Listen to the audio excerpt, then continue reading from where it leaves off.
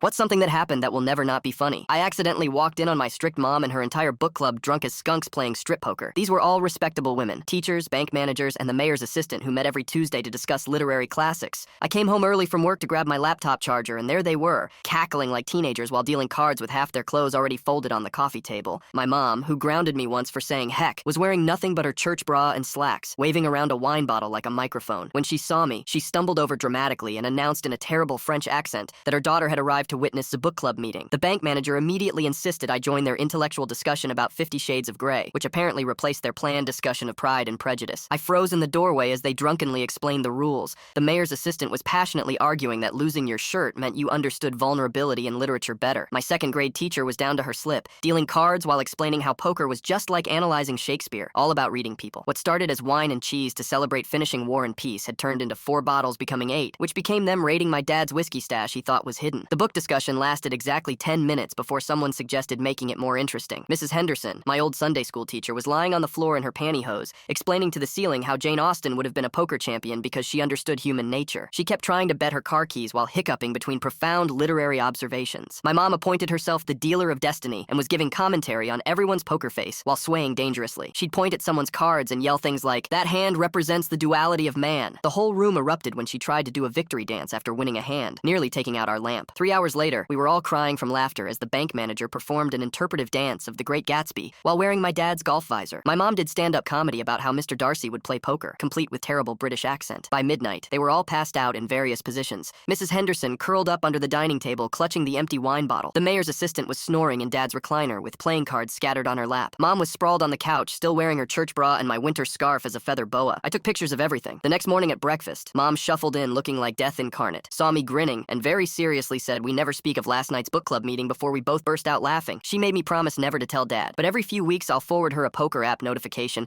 and she responds with the skull emoji and delete this immediately. Now whenever she lectures me about being responsible, I just shuffle an invisible deck of cards and she goes quiet real fast.